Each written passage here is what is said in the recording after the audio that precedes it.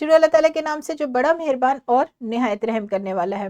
السلام علیکم پیارے بچوں، کیسے ہیں آپ سب لوگ؟ مجھے یقین ہے جہاں بھی ہوں گے صحت مند اور تندرست ہوں گے۔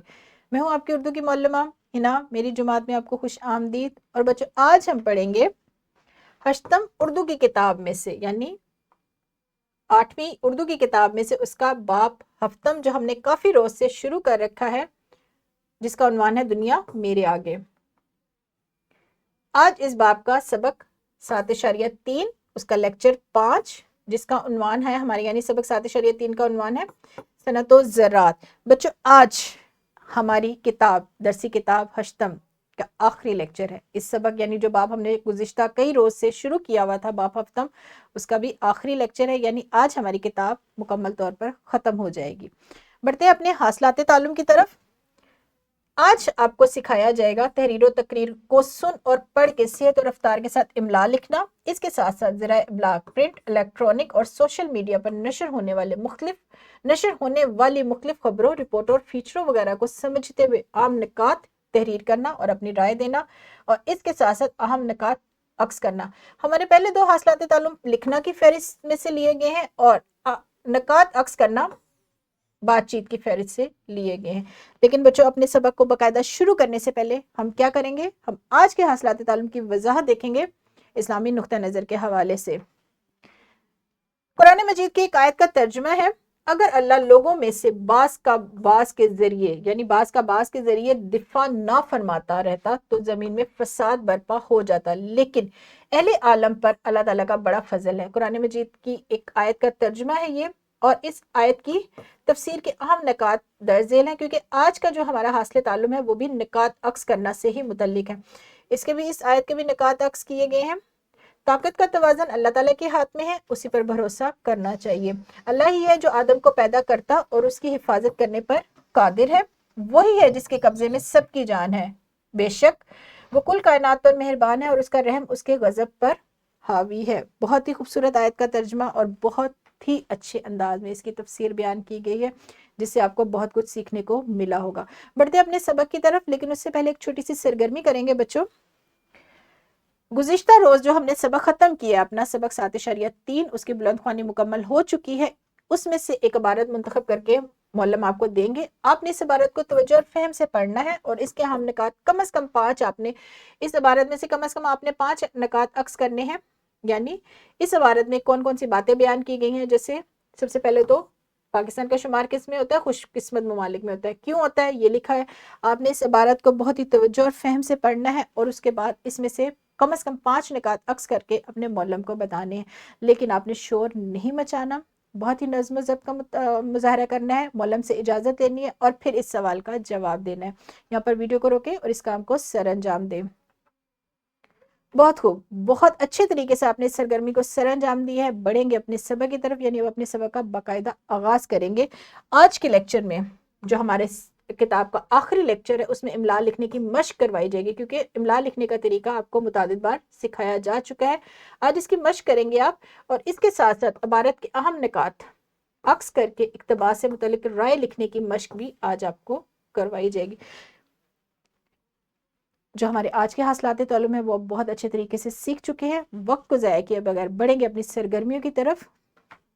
سب سے پہلی ہماری سرگرمی ہے، معلم جوڑوں کی صورت میں درج ذیل سرگرمی طلبہ سے کروائیں گے۔ جوڑوں کی صورت میں کروائیں گے۔ کیسے کروائیں گے؟ طالب علم درسی کتاب کے کسی بھی سبق سے ایک اقتباس اپنے ساتھی کو تحفیظ کرے گا، اور دوسرا طالب علم بھی اسی طریقے سے ایک اقتباس اپنے ساتھی کے لیے منتخب کرے گا۔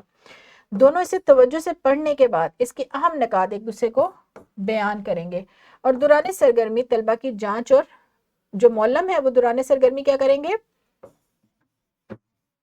جانچ اور رہنمائی کریں گے۔ نیز آخر میں معلم سبق صنعت و زراعت کے متن سے متعلق ملک پاکستان کی صنعت و زراعت پر طلبہ کی رائے بھی لیں گے۔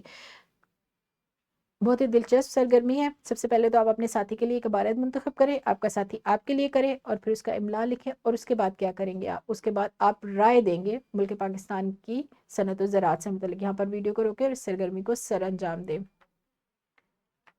جی بچوں، بڑھتے ہیں اپنے سبق کی دوسری سرگرمی کی طرف، جو کہ املا لکھنے سے ہی متعلق ہے۔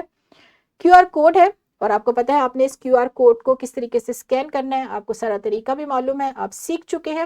آپ نے اس میں سے جب اس کو اسکین کرنا ہے آپ کے سامنے ایک ورک شیٹ آئے گی، اور یہ ورک شیٹ ڈسکرپشن میں موجود ہے، یہاں پر لگائی نہیں گئی ہے۔ آپ نے جب ورک شیٹ کھولی، آپ کو ورک شیٹ یہ اسکین کرنے کے بعد جو ورک شیٹ آپ کے سامنے آئے گی، بچوں اس میں ایک لنک موجود ہوگا، اس میں ایک اقتباس ہوگا، آپ نے اس کو سننا ہے اور مناسب رفتار سے اس کا املا لکھنا ہے۔ یہ سرگرمی آپ جمعات میں ہی حل کریں گے۔ ورک شیٹ آپ کے سامنے آ جائے گی، ورک شیٹ ڈسکرپشن میں موجود ہے، اس میں ایک اقتباس ہے، اس کو بہت توجہ سے سننا ہے اور مناسب رفتار سے، یعنی بہت ہی مناسب رفتار سے اس کو بیان بھی کیا گیا ہے، اسی رفتار سے آپ نے اس کا املا بھی لکھنا ہے۔ یہاں پر ویڈیو کو روکے اور اس سرگرمی کو یعنی املا لکھنے کی اس سرگرمی کو سر انجام دیں۔ بہت خوب، سرگرمیاں بھی ہماری ختم ہوئی، بڑھیں گے اب اپنے سبق کے آخری حصے کی طرف، جو کہ ہے مشق سوالات۔ یہ کام آپ کہاں پر کریں گے آج آپ مجھے بتائیں گے؟ یہ کام آپ گھر جائیں گے، تھوڑا آرام کریں گے بالکل درست، اور کھانا کھانے کے بعد آپ پھر اسکول کا کام کریں گے۔ اس کام کو آپ کاپی پر حل کریں گے، یعنی اس کا اقتباس لکھیں گے۔ آپ اس میں والدین کی اگر رہنمائی لینا چاہیں، ان کی مدد لینا چاہیں تو ان کی مدد سے اس اقتباس کو لکھیں گے مناسب رفتار اور صحت کے ساتھ اس کا املا۔ اس کے ساتھ ساتھ بچوں یہ والی سرگرمی بھی آپ گھر جا کے گھر کے کام کے طور پر کریں گے۔ اس QR کوڈ کو اسکین کریں گے، اس میں ایک ورک شیٹ آئے گی، اس میں ایک رپورٹ ہوگی، آپ اس لنک کو کھولیں گے، رپورٹ کو سنیں گے اور اس کے اہم نکات تحریر کریں گے اور اس پر اپنی رائے کا اظہار بھی تحریری صورت میں دیں گے۔ پہلی ہماری جو سرگرمی تھی اس میں آپ کی رائے لی گئی تھی زبانی صورت میں، یعنی آپ نے بول کر بیان کیا تھا۔ اب اس رپورٹ کی آپ نے کیا کرنی ہے، اس پر جو آپ نے اپنی رائے دینی ہے وہ تحریری صورت میں ہونی چاہیے۔ اسی لیے اس کام کو معلم اگر گھر کے کام کے طور پر دیں تو وہ زیادہ بہتر ہوگا، تاکہ بچے توجہ سے اس رپورٹ کو سنیں، نکات عکس کریں اور اس کے ساتھ ساتھ کیا کریں، اس کے ساتھ ساتھ اس پر اپنی رائے کا اظہار بھی تحریری صورت میں اچھے طریقے سے لکھ کر لے کر آئیں۔ یہاں پر لیکچر ہمارا ختم ہوا، یعنی ہماری کتاب کا آخری لیکچر بھی ختم ہوا، اور مجھے امید ہے بچوں آپ کو یہ کتاب بہت اچھے طریقے سے سمجھ آ گئی ہوگی، اور جب آپ کا سالانہ امتحانات ہوں گے وہ آپ بڑے اچھے طریقے سے دیں گے۔ مجھے امید ہے اور مجھے یقین بھی ہے کہ آپ اپنا کام بہت لگن اور توجہ سے کریں گے، جس طرح آپ نے پورا سال لگن اور محنت کے ساتھ اس کتاب کے سارے کام کو بہت اچھے طریقے سے سر انجام دیا ہے۔ اجازت دیجیے، اور لیکن اپنا بہت سارا خیال بھی رکھیے گا۔ اجازت دیجیے، خدا حافظ، شکریہ۔